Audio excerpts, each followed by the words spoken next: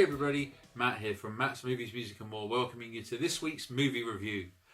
The movie I'm going to be talking about today is a music documentary, very similar to one I've done recently. This one came out in 2012 and it's called Can't Stand Losing You, Surviving the Police.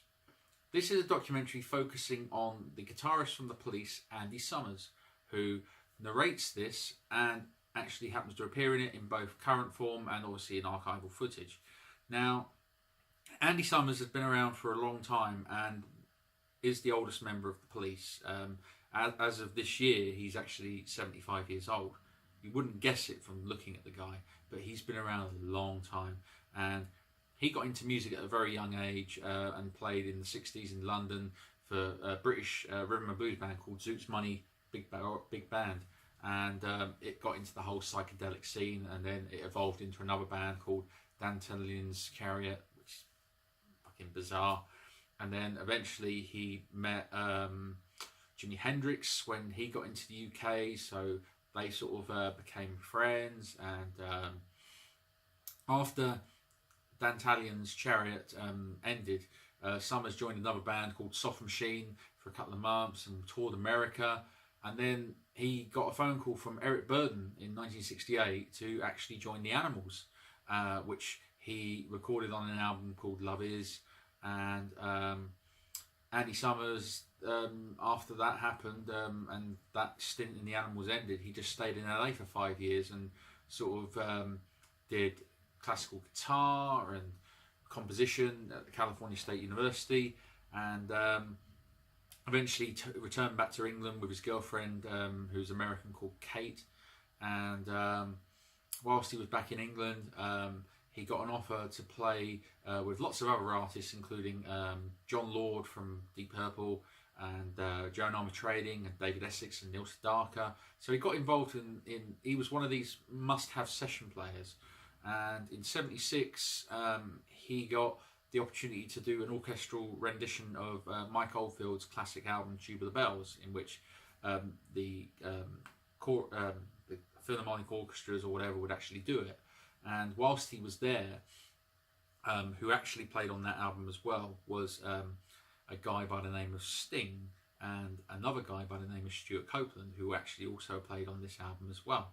So this was sort of the way that they actually met.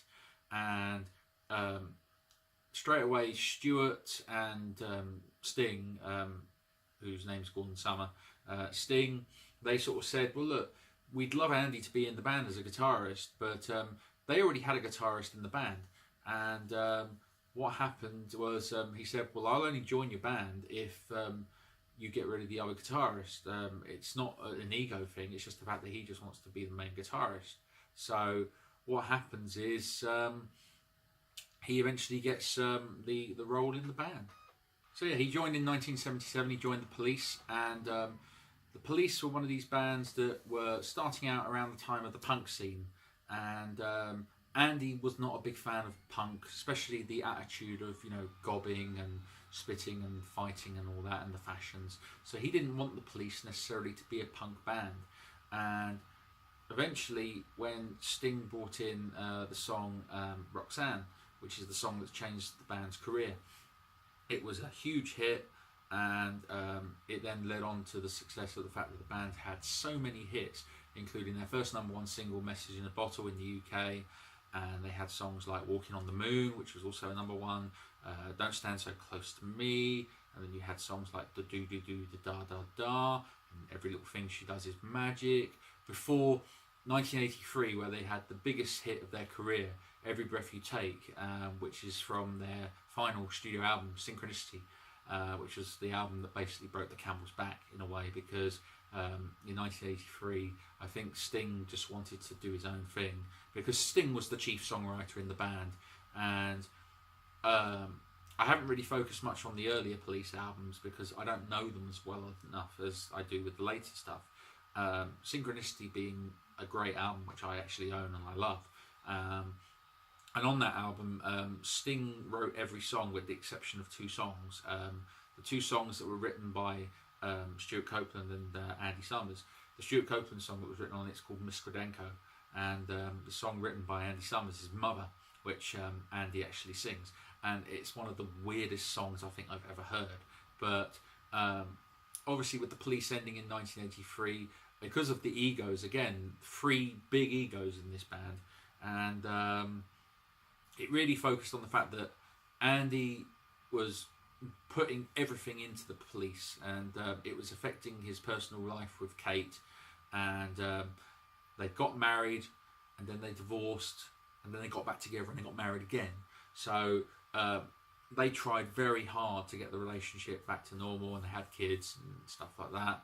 But whilst that was going on, obviously Andy was still getting work in session work with other people, as well as making his own albums. Obviously Sting had gone on to bigger and better things as a solo artist with the release of his 1985 debut album, The Dream of the Blue Turtles. And obviously Stewart Copeland as well, who started numerous projects, mostly doing soundtracks actually. He's famous for doing the soundtrack to the TV series The Equalizer. That's one of his major credits.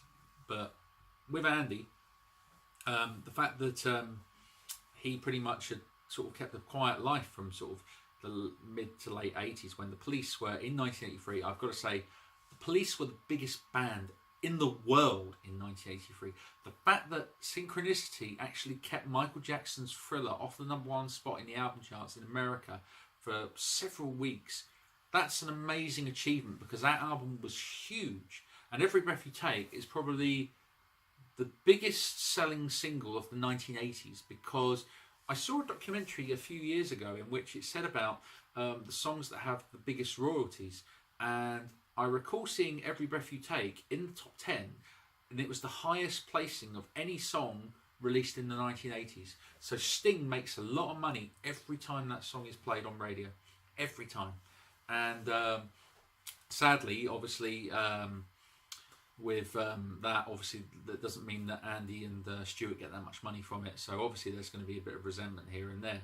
But eventually down the line, it focuses on the fact that the Police reunited in 2008, and they played a sellout tours worldwide in the United States and in the UK, which I actually went to go and see the Police live. I actually saw them first at Twickenham Stadium, which was an outstanding gig. I even saw a Mexican wave go on, which was absolutely hilarious, especially when some of the crowd didn't take part and the audience were booing that section that didn't take part. It was really funny, but the gigs were amazing. And I also saw him play at Wembley Arena as well on the same tour. And it's a shame, because I don't think that they're ever going to do it again. I'm really glad to say I went and saw it.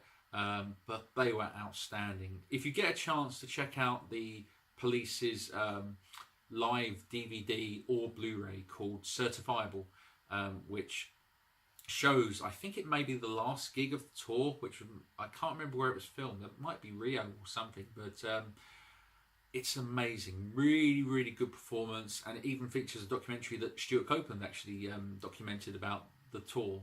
But this doesn't just focus on the tour, this focuses on the before with the early days and the present day and stuff like that. But this was a really enjoyable documentary. I mean, I love the Police anyways. I think they're a great band. And I'm really glad to have seen this. It's taught me a lot more about Andy Summers. I didn't really know much about him. I knew more about the other two than I knew about him. But yeah, so if you get a chance to check it out, I mean, definitely give it a look. Thank you for checking out this video today, and don't forget to check on our channel. We've got other videos such as my own solo videos and music reviews. We've got What Did You Think, which is a series I do with a special guest. We've got At the Movies with Andrew. You want to find out about the latest movies, Andrew's your man. He'll tell you about the latest films that are out. And there's links in this video for Facebook, Twitter, Instagram.